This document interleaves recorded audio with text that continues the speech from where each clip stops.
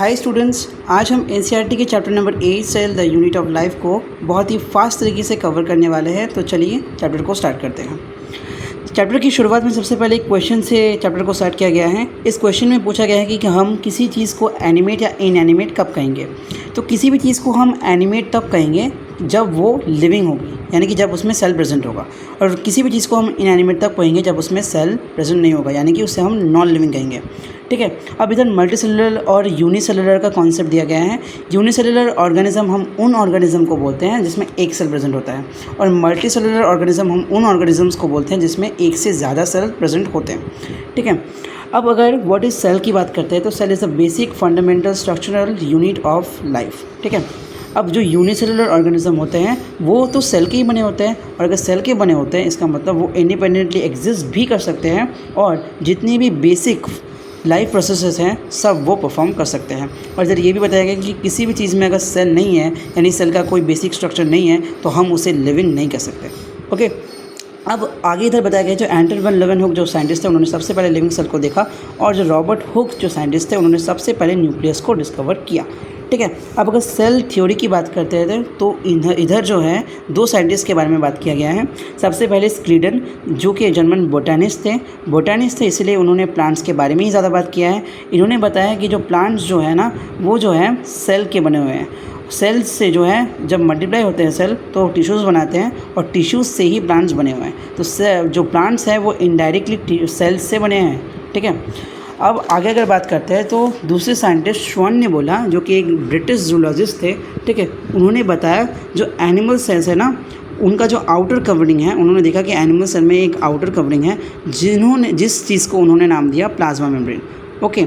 और जब उन्होंने प्लांट सेल को देखा तो उन्होंने देखा कि प्लांट सेल के अंदर भी उन्हें एक ऐसा चीज़ दिख रहा है जिसे उन्होंने नाम दिया सेल वॉल। और उन्हें ये भी बताया जो सेल वॉल है वो प्लांट सेल का एक यूनिक कैरेक्टर है।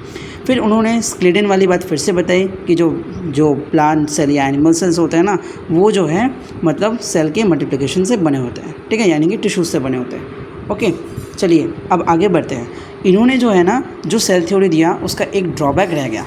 ड्रॉबैक क्या था, उन्होंने ये एक्सप्लेन नहीं कर पाए कि जो न्यू सेल्स हैं वो कैसे बनते हैं। ठीक है। तो कहानी में रेडोल्फ वर्को आए। ठीक है। जिन्होंने 1855 में सबसे पहले बताया कि जो पुराने सेल्स से ही नए सेल्स बनते हैं, ओमनी सेलुला ई सेलुला, यानी कि new cell arrive from pre existing cell. ठीक है। तो आज के सेल थ्योरी में हम सिर्फ दो बातें पढ़ते हैं कि जो सारे लिविंग ऑर्गेनिजम्स हैं वो सेल के प्रोडक्ट से बने हुए हैं, यानी कि टिश्यू से बने हुए हैं, और सारे जो सेल्स हैं ना न्यू सेल्स जो होते हैं ना वो प्री एग्जिस्टिंग सेल से बने होते हैं। अब हम आएंगे ओवरव्यू ऑफ सेल में। ओवरव्यू ऑफ सेल में हम सबसे पहले जो है प्रोकैरियोटिक और यूकैरियोटिक सेल के बारे में बात करते हैं। तो जिस सेल में जो है एक जो न्यूक्लियर मटेरियल होता है ना उसके ऊपर जो एक न्यूक्लियर मेम्ब्रेन का कवर होता है, ठीक है, उसे हम यूकैरियोटिक सेल बोलेंगे। यूकैरियोटिक सेल मतलब यू मतलब ट्रू और कैरियो मतलब न्यूक्लियस। तो नए टाइप के सेल्स जिसमें जो है न्यूक्लियर मटेरियल है वो जो न्यूक्लियर मेम्ब्रेन है उसके अंदर वो होता है। प्रोकैरियोटिक की बात करते हैं तो प्रो का मतलब प्रिमिटिव ऑफ कैरियो के बारे में मैंने बताया, जिसका मतलब न्यूक्लियस होता है। तो इनमें जो है जो न्यूक्लियर मटेरियल है वो न्यूक्लियर मेम्ब्रेन के अंदर नहीं होता है। ठीक है। अब मैंने प्रोकैरियोट और यूकैरियोट दोनों के बारे में समझा दिया, लेकिन एक चीज़ है जो प्रोकैरियोटिक और यूकैरियोट में दोनों में प्रेजेंट है, वो है आपका साइटोप्लाज्म। और ये चीज़ होता है सेल ऑर्गेनी जो राइबोसोम है, जिसके बारे में हम आगे बात करेंगे। अब साइटोप्लाज्म एक ऐसा जगह है, ठीक है, एक ऐसा अरीना है, स्टेज है, जहाँ पे जो है जितने भी केमिकल रिएक्शंस होते हैं जो लिविंग बीइंग के लिए जो है सबसे ज़्यादा बेसिक होते हैं ना, जितने भी रिएक्शंस होते हैं वो सब इस साइटोप्लाज्म में ही होते हैं, और जितने भी सेल ऑर्गेनिज्म जो होते हैं ना वो भी इधर ही प्रेजेंट होते हैं। ठीक है। और साइटोप्लाज्म क्या होता है? साइटोप्लाज्म एक सेमी फ्लूइड लाइक स्ट्रक्चर होता है। ठीक है। एक मैट्रिक्स होता है, ठीक है, जो कि ज़्यादातर वॉल्यूम है ना सेल का वो यही कवर किया होता है। ठीक है। अब इधर प्रोकैरियोटिक सेल के बारे में एक और एक चीज़ बताई गई है कि प्रोकैरियोटिक सेल में जितने भी ऑर्गेनेलिस होते हैं ना, सेल ऑर्गेनेलिस, ठीक है, उसमें जो है किसी भी मेम्ब्रेन का कवर नहीं होता है। ठीक है। और इधर और एक बात बताई गई है कि राइबोसोम सिर्फ इकलौता एक सेल ऑर्गेनेली है जो कि प्रोकैरियोटिक और यूकैरियोटिक दोनों सेल में प्रेजेंट है। ठीक है। और एक बात, जो राइबोसोम जो सेल ऑर्गेनेली है, ठीक है, वो माइटोकॉन्ड्रिया और क्लोरोप्लास्ट में भी पाया जाता है, जिसके बारे में हम आगे बात करेंगे। ठीक है। दी गई है कि जो एनिमल सेल में जो है ना एक सेल ऑर्गेनी रहता है जिसका नाम है सेंट्रोसोम, जो कि सिर्फ एनिमल सेल में प्रेजेंट रहता है और ये सेल डिवीजन में हेल्प करता है। और इधर माइकोप्लाज्मा के बारे में बताया गया है, जो कि इसकी सबसे स्मॉलेस्ट जो है सेल है, और हमारे बॉडी में सबसे लॉन्गेस्ट सेल कौन सा है, जिसे हम नर्व सेल बोलते हैं। और जनरली सबसे लार्जेस्ट सेल कौन सा है, सिंगल सेल कौन सा है, जो कि है एग ऑफ ऑस्ट्रिच। ठीक है, अब हम प्रोकैरियोटिक सेल के बारे में बात करेंगे। प्रोकैरियोटिक सेल में सबसे स्मॉल हमने बात किया माइकोप्लाज्मा, सबसे स्मॉलेस्ट सेल, ठीक है, जिसे हम PPLO भी बोलते हैं, प्लूटोनिमोनिया लाइक ऑर्गेनिज्म। ठीक है, अब बैक्टीरिया के 4 शेप्स के बारे में हम जनरली बात करेंगे। बैसिलस, अगर रॉड शेप है तो हम बैसिलस बोलेंगे, अगर स्फेरिकल है तो कोकस बोलेंगे, कॉमा लाइक है तो विब्रियो बोलेंगे, और अगर स्पाइरल शेप का है तो स्पिरुलिनम बोलेंगे। और एक बात इधर बताई गई है कि सारे प्रोकैरियोटिक ऑर्गेनिजम्स में जो है सेल वॉल है एक्सेप्ट माइकोप्लाज्मा, तो माइकोप्लाज्मा एक इसका एक्सेप्शन है। ओके, और अब बात करेंगे हम प्रोकैरियोट के एक सेल ऑर्गेनेली की, जिसे हम प्लाज्मिड बोलते हैं। प्लाज्मिड एक जो है सेल ऑर्गेनेली है, जो कि एक एक्स्ट्रा जीनोमिक जो DNA होता है ना, जो जीनोमिक DNA होता है सेल में, उससे एक एक्स्ट्रा DNA भी प्रोकैरियोटिक सेल में प्रेजेंट होता है, जिसे हम प्लाज्मिड बोलते हैं। प्लाज्मिड जो है जो एंटीबायोटिक्स होता है उससे बैक्टीरिया को मतलब रेजिस्टेंस प्रोवाइड करता है, इम्यूनिटी प्रोवाइड करता है। ठीक है, और जो है इसके साथ साथ प्लाज्मिड जो है जो मतलब DNA होता है उसका डिस्ट्रीब्यूशन में भी हेल्प करता है। ठीक है, और ये प्लांट को जो है फिनोटाइपिक कैरेक्टर्स भी देता है। ठीक है, यूनिक फिनोटाइपिक कैरेक्टर्स, ठीक है, NCERT में भी लिखा हुआ है। ठीक है, और एक अगर हम सेल ऑर्गेनेल की बात करें तो उसे हम मीजोसोम बोलते हैं, जो कि एक सेल मेम्ब्रेन का ही इन्वेजिनेटेड जो है एक स्ट्रक्चर होता है। ठीक है, जैसे कि मैंने इधर बनाया सेल मेम्ब्रेन, समझ लो ये एक सेल है, इसका ये सेल मेम्ब्रेन है, तो इसे ये जो अंदर घुसा हुआ पार्ट है, ठीक है, इन्वेजिनेटेड पार्ट है, इसे हम मीजोसोम बोलेंगे। जो कि जो है ना उसके बहुत सारे स्पेशल फंक्शंस है, ओनली प्रोकैरियोटिक में मिलते हैं। मीजोसोम जो है वो मतलब रेस्पिरेशन में भी हेल्प करता है। ठीक है, और ये सेल वॉल सिंथेसिस में भी बहुत ज़्यादा हेल्प करता है। ठीक है, और डॉटर सेल के डिस्ट्रीब्यूशंस में भी बहुत ज़्यादा हेल्प करता है। ठीक है, चलिए आगे बढ़ेंगे। अब सेल एनवेलप की बात करेंगे। तो सेल एनवेलप की अगर बात करते हैं तो सेल एनवेलप के 3 पार्ट्स होते हैं, गाइकोकैलिक्स, सेल वॉल और सेल मेम्ब्रेन। ठीक है, इस पर हम गाइकोकैलिक्स की अगर बात करते हैं तो अगर ये हार्ड होता है तो हम कैप्सूल बोलते हैं, और अगर ये स्मूथ है या लूज़ है तो हमसे स्लाइम बोलते हैं। ठीक है, और इधर ग्राम पॉजिटिव और ग्राम नेगेटिव बैक्टीरिया के बारे में बताया, तो चलिए इसको मैं डायग्राम बना के एक्सप्लेन करता हूँ। तो इधर आप डायग्राम देख पा रहे हैं। ठीक है, तो सबसे पहले एक साइंटिस्ट थे जिनका नाम था विज। ठीक है, तो विज वाले साइंटिस्ट ने क्या किया, उन्होंने जो है कुछ बैक्टीरियाज को लिया। ठीक है, अब उसको जो है क्रिस्टल वायलेट नाम के एक डाई से उनको कलर किया। ठीक है, अब जब इस डाई से कलर करने के बाद जब उन्होंने अल्कोहल से उन्हें वॉश किया, तब देखा कि कुछ बैक्टीरियाज थे जो कि उस डाई को रख रहे थे, और कुछ बैक्टीरियाज थे जो कि उस डाई को नहीं रख रहे थे। तो जो उस डाई को रख रहे थे, ठीक है, उसे उन्होंने ग्राम पॉजिटिव का नाम दिया, और जो डाई को लूज़ कर दे रहे थे उसे उन्होंने ग्राम नेगेटिव का नाम दिया। ठीक है, तो इतना ही ये कॉन्सेप्ट था, NCERT में इससे ज़्यादा और कुछ नहीं दिया है। और इधर जो है और एक जो है सेल ऑर्गेनेल के नाम के बारे में बात किया है। ठीक है, जो कि कुछ बैक्टीरियाज में पाए जाते हैं, जैसे कि साइनोबैक्टर, जिसे हम ब्लू ग्रीन एल्गी भी बोलते हैं। उस सेल ऑर्गेनेल का नाम है क्रोमैटोफोर, जिसमें पिगमेंट्स प्रेजेंट होते हैं जो कि उन्हें जनरली जो है फोटोसिंथेसिस में हेल्प करते हैं, यानी कि फूड बनाने में हेल्प करते हैं। अब हम जो है बैक्टीरियल फ्लैजेला के बारे में पढ़ेंगे, तो चलिए इसकी भी एक डायग्राम के हिसाब से पढ़ेंगे, और पिलाई और फिमरे को भी एक डायग्राम के हिसाब से पढ़ेंगे। सबसे पहले अगर हम बैक्टीरियल फ्लैजेला के बारे में पढ़े, तो इधर जो है एक लंबा सा ट्यूब लाइक स्ट्रक्चर होता है जिसे हम फिलामेंट बोलते हैं। ठीक है, और फिलामेंट के बाद जो इधर सेल वॉल मतलब सेल वॉल और सेल मेम्ब्रेन के बीच में जो एक स्ट्रक्चर होता है ना, इसे हम बेसल बॉडी बोलते हैं, और फिलामेंट और बेसल बॉडी को जोड़ता है हुक। ठीक है, तो हुक जो है वो जनरली फिलामेंट और बेसल बॉडी को कनेक्ट करता है। ठीक है, अब ये फिलामेंट जो है ये बैक्टीरिया को मोटाइल बनाता है, यानी कि चलने हिलने डुलने में बहुत ज़्यादा हेल्प करता है। ठीक है, अब हम बात करेंगे पिलाई और फिमरे के बारे में। पिलाई जो स्ट्रक्चर होते हैं ना, ये छोटे छोटे नहीं होते, ये लंबे लंबे होते हैं। ठीक है, और बहुत ही कम नंबर में होते हैं। फिमरे जो होते हैं ये छोटे छोटे होते हैं और बहुत ज़्यादा नंबर में होते हैं, बहुत सारे होते हैं। ठीक है, अब पिलाई और फिमरे जो होते हैं ना वो फ्लैजेला से अलग होते हैं। ठीक है, फ्लैजेला जैसे कि हमने देखा मोटिलिटी में हेल्प करता है, लेकिन पिलाई और फिमरे जो होते हैं ना वो जो है किसी बैक्टीरिया को स्टिक होने में, यानी कि सोचो कि किसी सर्विस में चिपके हुए रहने में हेल्प करता है, ये मोटिलिटी में हेल्प नहीं करते। ओके, इसे याद रखना। अब अगर हम राइबोसोम के बारे में बात करें तो इधर भी हम एक डायग्राम देख लेते हैं। तो राइबोसोम का मेनली जो मतलब उसका जो काम होता है ना, वो प्रोटीन सिंथेसिस में हेल्प करता है, इसके कारण उसे हम प्रोटीन फैक्ट्री भी बोलते हैं। अब राइबोसोम का जो साइज़ है वो इधर दिया है 15 नैनोमीटर तो 20 नैनोमीटर इसका जो साइज़ होता है, ठीक है। और जनरली प्रोकैरियोट की बात करते हैं तो इधर हम 70S राइबोसोम मिलता है। एस क्या होता है वो मैं थोड़ी देर बाद एक्सप्लेन कर रहा हूँ, ठीक है। इसका एक स्मॉलर सब यूनिट होता है जिसे हम 30S बोलते हैं, और एक लॉन्गर सब यूनिट जिसको हम 50S बोलते हैं, ठीक है। ये देख सकते हो आप, इधर छोटा सा डायग्राम है, जो ऊपर का होता है वो छोटा होता है, वो 30S, और नीचे जो है 50S। एस जो होता है ना वो सेडिमेंट्री कोएफिशिएंट होता है, या जिसे हम वेदबर्ग यूनिट बोलते हैं, ठीक है। इसके बारे में अगर आपने चैप्टर को डिटेल में पढ़ा है तो आपको पता चलेगा, लेकिन वन शॉट में इसे एक्सप्लेन करना बहुत ज़्यादा बड़ी बात है, तो इसे मैं इधर एक्सप्लेन नहीं कर रहा हूँ।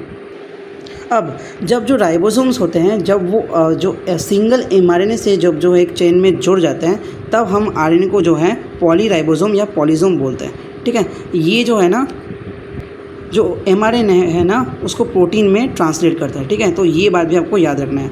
अब अगर इंक्लूजन बॉडी के बारे में बात करते हैं तो इंक्लूजन बॉडी एक रिजर्व मटेरियल होता है सेल के लिए, ठीक है। जैसे कि हम जो है ना, जो ग्रेन्स होते हैं उसको ग्रेनरीज में स्टोर करते हैं, वैसे सेल भी अपने कुछ काम की चीज़ों को स्टोर करके रखता है, ठीक है।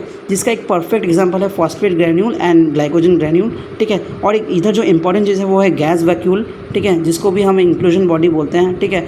जो कि ब्लू ग्रीन एल्गी और purple and green photosynthetic bacteria में मिलते हैं, जो कि गैस वैक्यूल जो है ना वो इन्हें बुयंसी प्रोवाइड करता है, जो कि उन्हें स्विम करने में हेल्प करता है, ठीक है। अब हम यूकैरियोटिक सेल में आएंगे।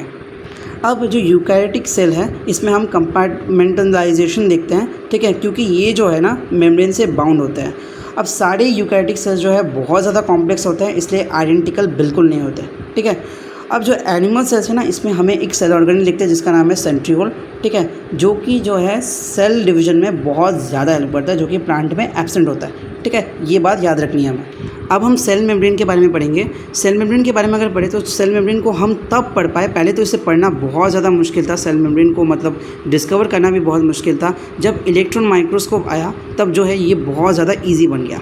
अब जब इलेक्ट्रॉन माइक्रोस्कोप जो है इन्वेंट हो गया, ठीक है, उसके बाद से जो है ना साइंटिस्ट ने ह्यूमन रेड ब्लड जो सेल होता है ना, उससे जो है प्लाज्मा मेम्ब्रेन की स्टडी की, ठीक है, जिससे हमें कुछ बातें पता चली, जो कि हम डायग्राम के बारे में पता चलेंगे, ठीक है। डायग्राम हमारे पास है। तो जनरली वो बात क्या है कि जो मतलब प्लाज्मा मेम्ब्रेन होता है वो दो चीज़ों से बनी होती है, एक जो है लिपिड और प्रोटीन। बाद में पता चला कि कोलेस्ट्रॉल भी है, ठीक है, उसके बारे में बाद में बात करेंगे, अभी नहीं, ठीक है, उसके बारे में डिटेल में दिया भी नहीं है, ठीक है। तो चलिए डायग्राम देखते हैं। तो ये आप देख सकते हो, ये डायग्राम है।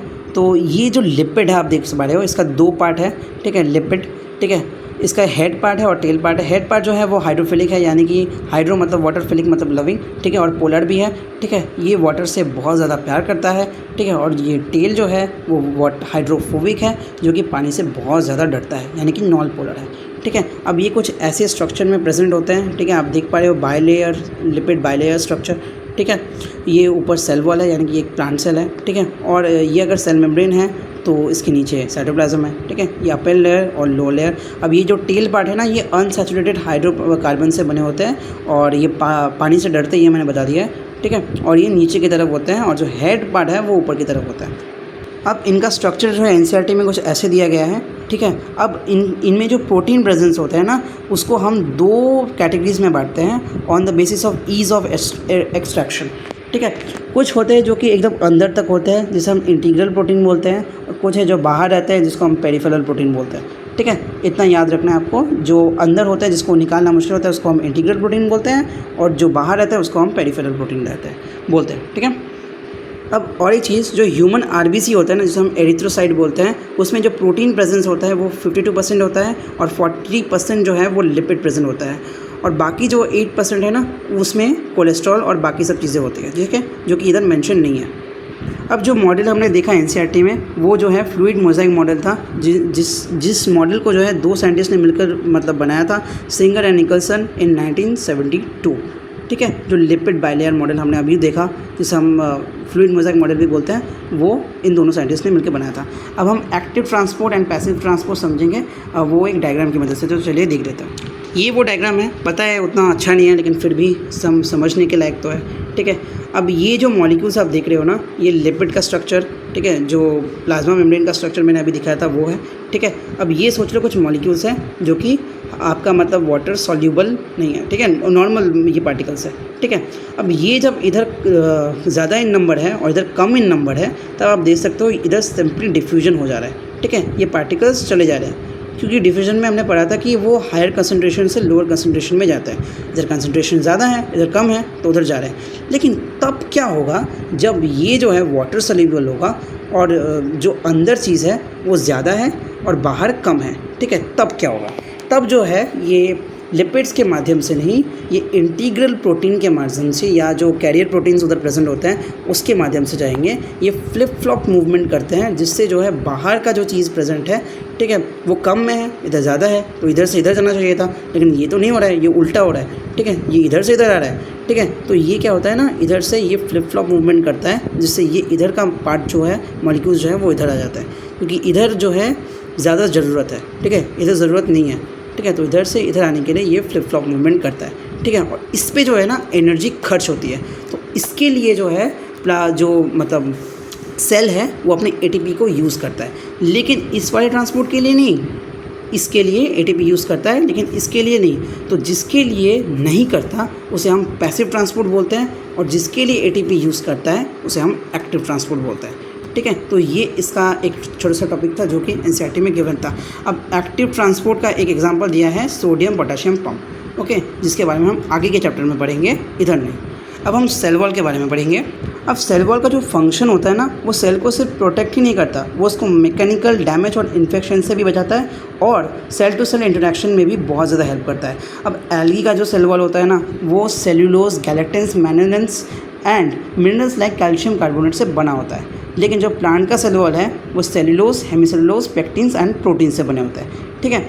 अब सेल वॉल का ना एक मतलब दोनों स्ट्रक्चर से सेल वॉल बना होता है। चलिए डायग्राम के हिसाब से देखते हैं। तो इधर आप डायग्राम को देख पा रहे हो, जो सेल वॉल है ये, ठीक है, ये सेल वॉल है, ये दोनों मिलके सेल वॉल बनाते हैं, ठीक है। सेल वॉल के दो पार्ट्स, एक प्राइमरी सेल वॉल और एक सेकेंडरी सेल वॉल होता है, ठीक है। जो बाहर का होता है उसे हम प्राइमरी सेल वॉल बोलते हैं, और जो अंदर का होता है उसे हम सेकेंडरी सेल वॉल बोलते हैं।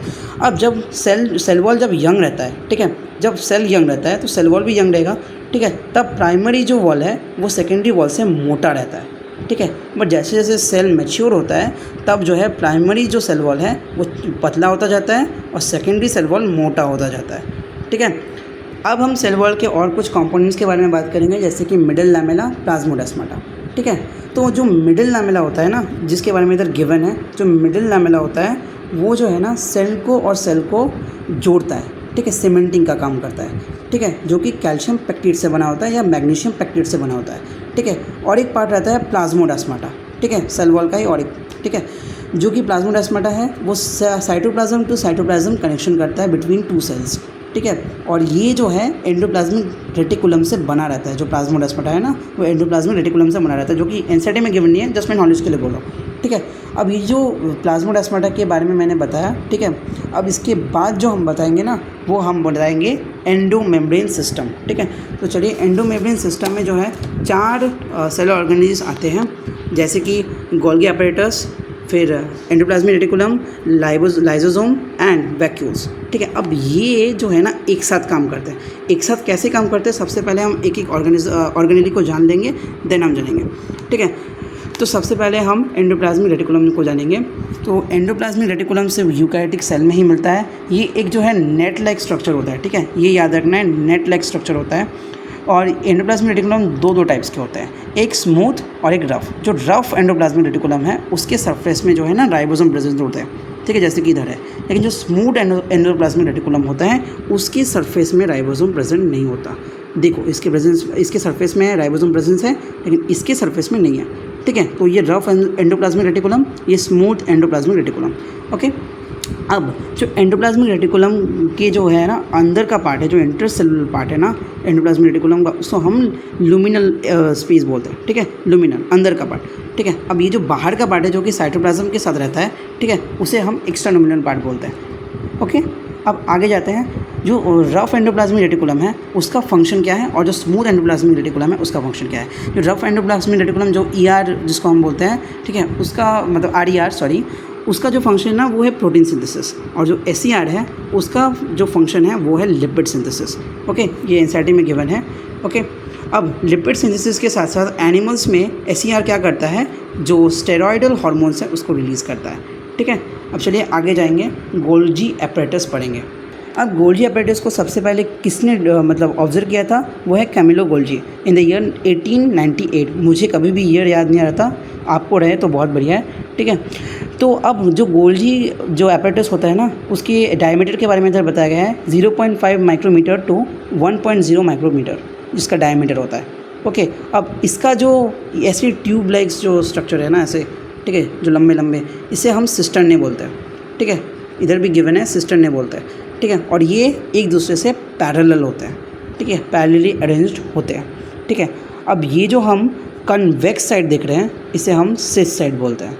ठीक है, जो कन्वेक्स साइड देख रहे हैं इसे हम सिस साइड बोलते हैं, और ये जो कॉनकेव साइड देख रहे हैं, ठीक है, इसे हम बोलते हैं ट्रांस साइड। ओके, अब गोल्जी एपरेटस का अगर हम मतलब उसके फंक्शन के बारे में बात करें तो जनरली वो जो है पैकेजिंग का काम करता है। ठीक है, लेकिन इधर हम जो पैकेजिंग पढ़ेंगे ना वो बहुत ज़्यादा इंपॉर्टेंट है।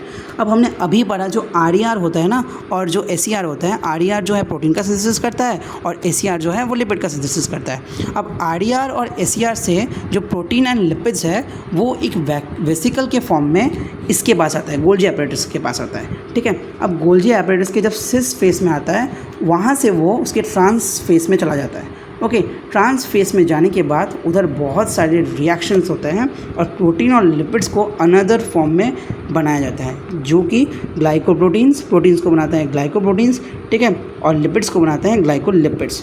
ठीक है, ये बात हमें याद रखना है। तो इसी की वजह से गोल्जी एपरेटस और एंडोप्लाज्मिक रेटिकुलम में एक जो है एसोसिएशन है। ठीक है, क्यों? क्योंकि वहाँ से प्रोटीन और लिपिड्स आके इधर आए इसके सिस फेस में, सिस फेस से इसके ट्रांस फेस में, ट्रांस फेस के बाद जो है इसका फॉर्मेशन बदल गया और ये ग्लाइकोप्रोटीन्स और ग्लाइकोलिपिड्स में बदल गया। ओके, अब हम लाइसोसोम के बारे में पढ़ेंगे। लाइसोसोम जो है ना वो एक मेम्ब्रेन बाउंड वेस्कुलर स्ट्रक्चर है। ठीक है, जिसे हम सुसाइडल मतलब सैक भी बोलते हैं, 9th में हमने पढ़ा था। ठीक है, अब इसके अंदर जो है ना हाइड्रोलाइटिक एंजाइम्स है, जैसे लाइपेसिस, प्रोटीसिस एंड कार्बोहाइड्रेसिस। ठीक है, ये क्या करते हैं ना, ये सेलुलर डाइजेशन या आप बोलो लिपिड के डाइजेशन को या प्रोटीन के डाइजेशन या न्यूक्लिक एसिड के डाइजेशन में बहुत ज़्यादा हेल्प करता है। ठीक है, अब ये कब काम करता है, मान लो किसी सेल को किसी बैक्टीरिया ने या फंगस ने इन्फेक्ट कर दिया, तब जो है ये उस पूरे सेल को डाइजेस्ट कर सकता है या आसपास के सेल को भी डाइजेस्ट कर सकता है। ठीक है, ताकि जो वायरस है ना वो आगे ना फैले। ठीक है, तो एक तरीके से ये एक इम्यूनिटी का भी काम करता है। ठीक है, अब वैक्यूल्स में आएंगे। वैक्यूल्स जो हैं हमें प्लांट्स में दिखते हैं जनरली बहुत ज़्यादा बड़े बड़े। ठीक है, ज़्यादा तो नहीं दिखते, एक दिखता है या दो दिखते हैं, बहुत बड़े बड़े दिखते हैं। ठीक है, अब उसके साइटोप्लाज्म में ये प्रेजेंट होता है ना। अब उसके अंदर क्या क्या रहता है, सैप रहता है, वाटर रहता है, एक्सक्रीटरी प्रोडक्ट्स या other useful materials for the cell. ठीक है, अब वैक्यूल में ना एक सिंगल लेयर का मेम्ब्रेन होता है ऊपर। ठीक है, एक सिंगल लेयर का मेम्ब्रेन रहता है जिसे हम टोनोप्लास्ट बोलते हैं। ठीक है, क्या बोलते हैं, टोनोप्लास्ट। ठीक है, अब जो प्लांट्स में है ना वैक्यूल जो है 90% ऑफ वॉल्यूम ऑक्यूपाई कर सकता है। क्यों? बहुत सारे वाटर रहता है इसमें, बहुत सारे वाटर। ठीक है, और बहुत कुछ स्टोर रहता है और बड़ा भी होता है साइज़ में, तो दैट्स वाई 90% वॉल्यूम ये जो है ऑक्यूपाई कर देता है। उसके साथ साथ जो वैक्यूल का जो टोनोप्लास्ट पार्ट था ना, ये बहुत सारे जो आयंस हैं उनके जो है कंसंट्रेशन मतलब बाहर से उसको वैक्यूल के अंदर लाने में हेल्प करता है, मतलब अगेंस्ट द कंसंट्रेशन ग्रेडियंट। मतलब अंदर जो वैक्यूल के अंदर जो होता है ना उसका कंसंट्रेशन, आयंस का कंसंट्रेशन ज़्यादा होता है और बाहर कम, लेकिन जो है कम कंसंट्रेशन से वो आयंस जो है वैक्यूल के अंदर आ जाता है। ठीक है, इसलिए बोला गया है against the concentration gradient. Okay, अब वैक्यूल के दो टाइप होते हैं, एक कॉन्ट्रैक्टाइल वैक्यूल और एक फूड वैक्यूल। जो कॉन्ट्रैक्टाइल वैक्यूल है वो हमें एमीबा में दिखता है, जो कि ऑस्मो रेगुलेशन एंड एक्सक्रीशन में हेल्प करता है। ऑस्मो रेगुलेशन का मीनिंग मैंने इधर लिख दिया है, the regulation of osmotic pressure inside a cell. Okay, और ये किस में हेल्प करता है, मतलब और एक जो हमने फूड वैक्यूल के बारे में बात किया ना, 2 वैक्यूल्स, एक कॉन्ट्रैक्टाइल वैक्यूल और एक फूड वैक्यूल। फूड वैक्यूल जो है ना वो फूड पार्टिकल्स को मतलब डाइजेस्ट करने में और स्टोर करने में हेल्प करता है। जैसे कि हमने एबीमा में देखा था ना, वहाँ पे जो फूड वैक्यूल बनता है, ठीक है, बाद में वहाँ पे डाइजेस्ट होता है, ठीक है, तो वहाँ पे फूड वैक्यूल हेल्प करता है। अब हम माइटोकॉन्ड्रिया के बारे में पढ़ेंगे, ठीक है। Mitochondria generally powerhouse of cell होता है, ठीक है। इसके अंदर ये जो है ना एक मतलब सॉसेज जो होता है ना, जैसे कि जो बर्गर्स के अंदर हमें मिलता है ना, जो सॉसेज लाइक स्ट्रक्चर होता है, सिलिंड्रिकल स्ट्रक्चर, जिसका हमने इधर डायमीटर देखा, ठीक है, 0.2 to 1.0 माइक्रोमीटर, ठीक है, ये एवरेज। और लेंथ जो है ना वो 1.0 to 4.1 माइक्रोमीटर, ठीक है। ईच माइटोकॉन्ड्रिया जो होता है ना उसमें डबल मेम्ब्रेन होता है। क्या होता है? डबल मेम्ब्रेन होता है, ठीक है। उसके साथ साथ जो उसका इनर जो मेम्ब्रेन होता है उसे हम ल्यूमेन बोलते हैं। इनर जो मेम्ब्रेन है उसे हम ल्यूमेन बोलते हैं, ठीक है। और इसका जो ल्यूमेन है ना, इसको 2 पार्ट में डिवाइड करते हैं। एक माइटोकॉन्ड्रिया का जो अंदर वाला पार्ट है वो, और एक बाहर जो साइटोप्लाज्म वाला पार्ट है वो। और ये ल्यूमेन के अंदर और इसके जो आउटर माइटोकॉन्ड्रियल का जो मतलब इसका जो मतलब कवरिंग है, मेम्ब्रेन है, उसके अंदर का जो स्पेस है ना उसको हम बोलते हैं पेरी माइटोकॉन्ड्रियल स्पेस, ठीक है। और इन कंपार्टमेंट्स के अंदर जो है बहुत सारे मैट्रिक्स प्रेजेंट होते हैं, ठीक है। और ये जो ऐसे टर्न्स ले रहे हैं ना, ऐसे जो यू शेप बन रहा है, ठीक है, इधर जो मतलब ये पहाड़ टाइप का बन रहा है, इसे हम क्रिस्टा बोलते हैं, ठीक है। क्या बोलते हैं? क्रिस्टा। अब इधर बहुत सारे पार्टिकल्स रहते हैं जो इधर नहीं है, F1 F0 पार्टिकल, वो हम आगे पढ़ेंगे, ओके, इधर नहीं, इस चैप्टर में नहीं पढ़ेंगे। अब माइटोकॉन्ड्रिया को क्या बोलते हैं? पावर हाउस ऑफ सेल बोलते हैं, ठीक है। इसके पास अपना DNA मॉलिक्यूल रहता है, खुद जो है मतलब डिवाइड भी कर सकता है, ये देखो फिजन का पावर भी है, और इसके पास 70S राइबोसोम भी है। मतलब ये मतलब कंप्लीट एक सेल टाइप का है ना, क्योंकि इसके पास राइबोसोम भी है और खुद का डिवाइडिंग पावर भी है, और इसके पास जो है DNA भी है, ठीक है। ऐसा माना जाता है कि ये पहले एक अलग एक ऑर्गेनिज्म हुआ करता था, ठीक है, बट ये एक हाइपोथेसिस है, ठीक है। चलिए आगे बढ़ते हैं, प्लास्टिड के बारे में पढ़ेंगे। प्लास्टिक 3 टाइप के होते हैं, एक क्रोमोप्लास्ट, क्लोरोप्लास्ट और एक ल्यूकोप्लास्ट, ठीक है। जो क्लोरोप्लास्ट होता है ना, इसमें जनरली क्लोरोफिल होता है, ठीक है। क्लोरोफिल एक ग्रीन कलर का पिगमेंट होता है जो कि फोटोसिंथेसिस में हेल्प करता है, ओके। और जो क्रोमोप्लास्ट होता है वो कलरफुल होता है, जैसे कि ऑरेंज, ग्रीन, येलो, ठीक है। इसके पास 2 चीज़ होते हैं, ठीक है, जिसके बारे में हम पढ़ेंगे। एक है ज़ैंथोफिल और एक है कैरोटीनॉइड, ठीक है। ये पिगमेंट्स होते हैं जो कि क्रोमोप्लास्ट के पास होता है, और ये फैट सॉल्युबल होता है, ठीक है। और कैरोटीनॉइड में एक पिगमेंट होता है जिसको हम कैरोटीन बोलते हैं, ठीक है। और ये ज़ैंथोफिल और कैरोटीनॉइड ये दोनों मिलके जो है इसको कलर प्रोवाइड करते हैं, ओके। कौन से colour? Yellow, orange and red colour, okay. अब अगर ल्यूकोप्लास्ट के बारे में बात करते हैं ना, तो ये कलरलेस होता है, ठीक है। ये जो है जनरली जो मतलब ये न्यूट्रिएंट्स स्टोर करते हैं, ठीक है। अगर ये कार्बोहाइड्रेट स्टोर करते हैं तो इसे हम अमाइलोप्लास्ट बोलते हैं। अगर ये ऑयल स्टोर करते हैं जैसे कि पोटैटो में, ठीक है, तो हम इसे इलियोप्लास्ट बोलते हैं। और अगर ये प्रोटीन स्टोर करते हैं तो हम इसे एल्यूरोप्लास्ट बोलते हैं, ठीक है। और इधर बोला गया है majority of the chloroplast of the green plants are found in the mesophyll cell. मतलब ज़्यादातर क्लोरोप्लास्ट जो होता है ना वो ग्रीन प्लांट्स में, वो मेसोफिल सेल्स में होता है, जो कि लीव्स में प्रेजेंट होता है, ठीक है। अब इसके नंबर ना वैरी कर सकते हैं, जैसे कि क्लमाइडोमोनास जो एक ग्रीन एल्गी है, ठीक है, उसमें जो है 1% रहता है, ठीक है। और लेकिन जो मेसोफिल सेल जो प्लांट्स में पाए जाते हैं उसमें 20 to 40% ल्यूकोप्लास्ट हो सकता है। तो समझो यार, कुछ भी हो सकता है ना, मतलब क्लोरोप्लास्ट हो सकता है, आई एम सॉरी। ये क्लमाइडोमोनास में 1% हो सकता है, और मेसोफिल सेल्स जो लीव्स में मिलते हैं उसमें 20 to 40% हो सकता है, ठीक है। अब माइटोकॉन्ड्रिया और जो क्लोरोप्लास्ट है ये दोनों ऐसे सेल ऑर्गेनिज हैं जो कि डबल मेम्ब्रेन बाउंड होते हैं, और मैंने बताया कि उनके पास जो है अपना खुद का DNA भी होता है और खुद का जो है राइबोसोम भी होता है, ठीक है। अब जो है हम क्लोरोप्लास्ट के स्ट्रक्चर को पढ़ेंगे, ठीक है।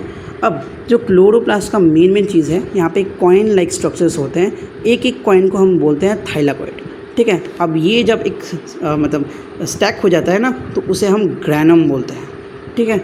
और यहाँ पे जो मतलब आपका मैट्रिक्स है उसे हम स्ट्रोमा बोलते हैं, और जो एक दूसरे मतलब ग्रैनम को जोड़ता है उसे हम स्ट्रोमा लैमेला बोलते हैं, ठीक है। जनरली लैमेला बोलते हैं, जैसे कि ये स्ट्रोमा में है प्रेजेंट, उसलिए हम स्ट्रोमा लैमेला बोलते हैं। अब हम इधर यूकैरियोट में जो है राइबोसोम्स के बारे में भी पढ़ेंगे। जॉर्ज पैलेट जो है उन्होंने राइबोसोम को डिस्कवर किया था, इसलिए जो है राइबोसोम को पैलेट पार्टिकल भी बोलते हैं। वो एनसीईआरटी में अभी इधर नहीं है, लेकिन मैंने आपको फिर भी बता दिया, ठीक है। अब जैसे कि हमने पढ़ा था ना कि राइबोसोम जो प्रोकैरियोट्स में थे वो 70S थे, लेकिन इधर जो यूकैरियोट में ना वो 80S होते हैं, ठीक है। अब 80S के दोनों सब यूनिट्स होते हैं, एक 60S और एक 40S। इसके बारे में मैंने पहले भी बताया, ये वेदवक यूनिट होता है या सेडिमेंटेशन कोएफिशिएंट होता है, पहले भी बताया था, ठीक है। अब हम साइटोस्केलेटन की बात करेंगे।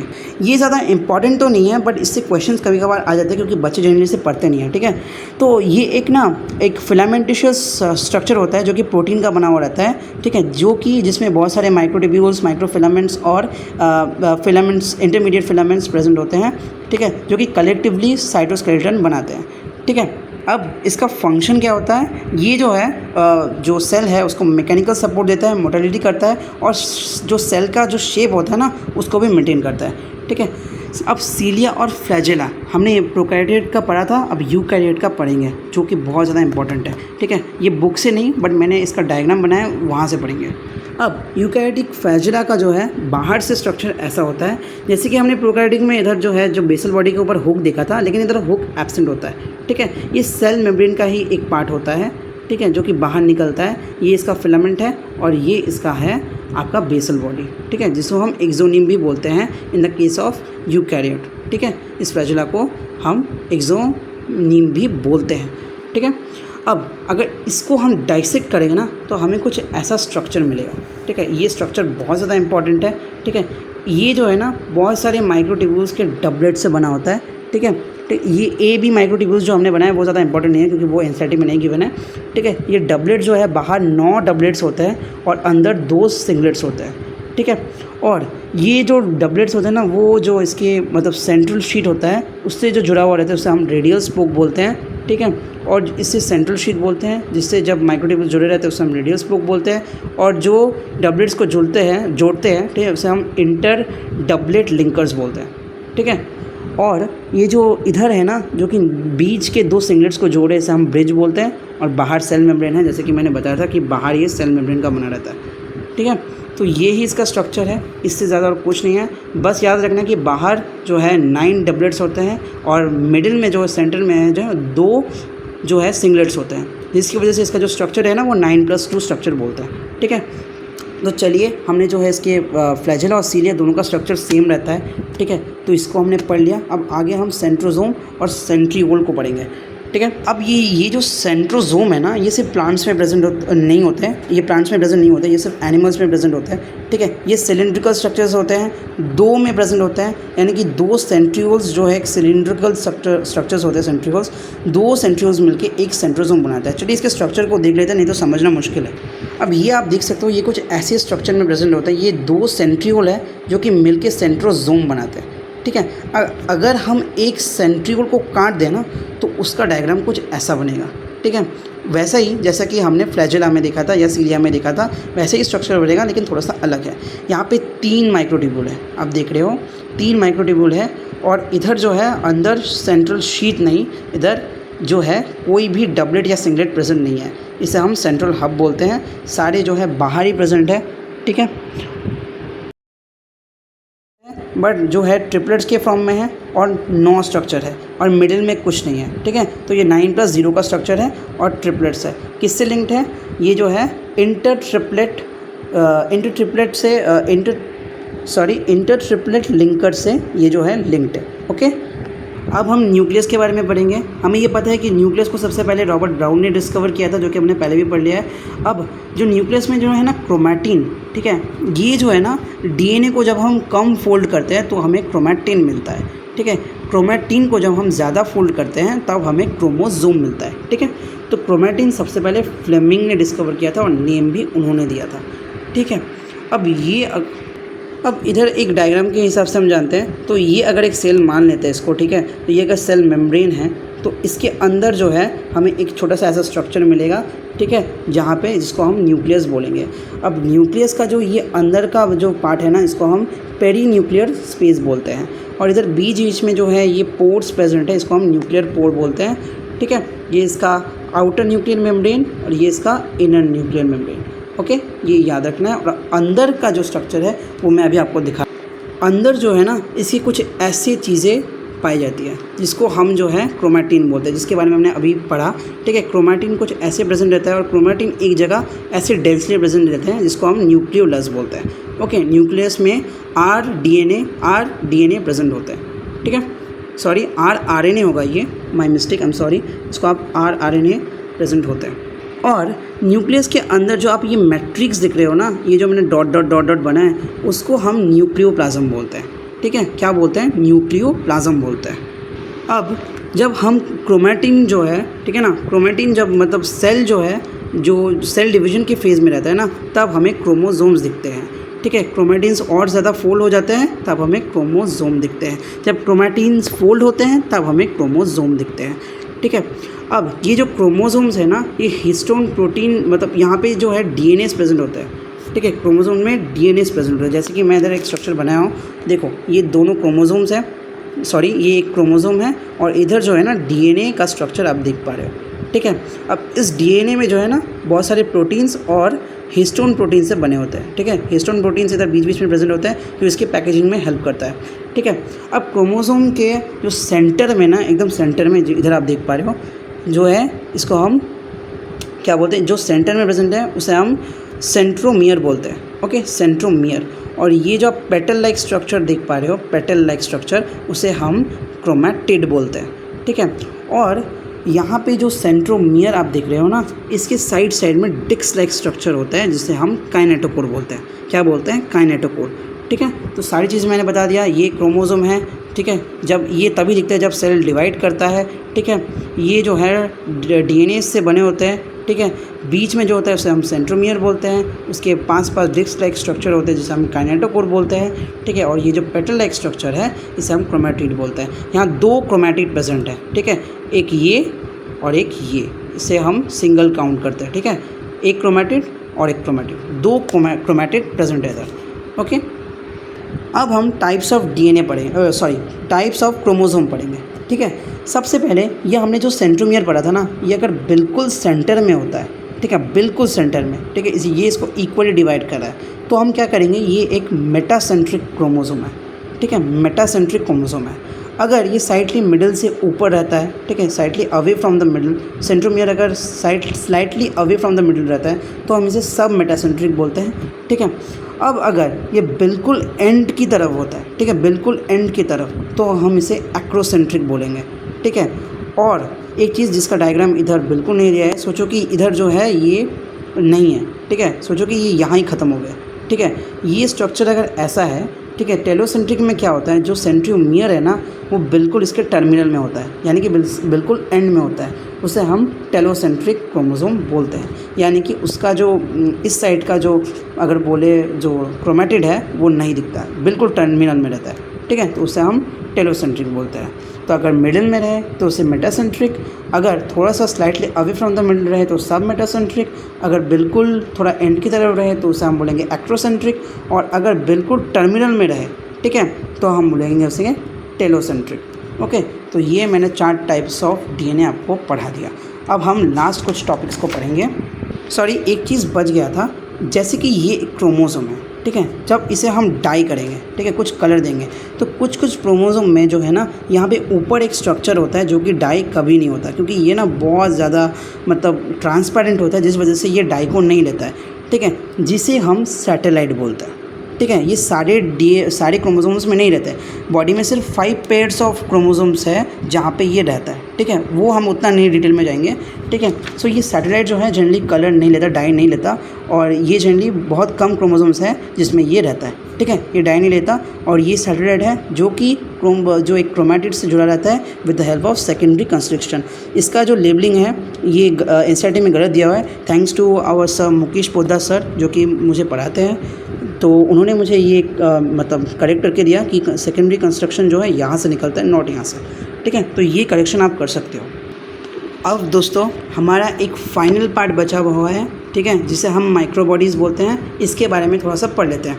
अब ये जो माइक्रोबॉडीज़ रहता है ना, ये इसके बारे में डिटेल में तो नहीं दिया है, लेकिन आगे के चैप्टर्स में हम इसके बारे में पढ़ेंगे। ठीक है, माइक्रोबॉडीज़ जो होते हैं ना, वो बहुत ही माइन्यूट वेसिकल पार्टिकल्स होते हैं। ठीक है, और ये जो है ना, इसके अंदर कुछ एंजाइम्स प्रेजेंट होते हैं।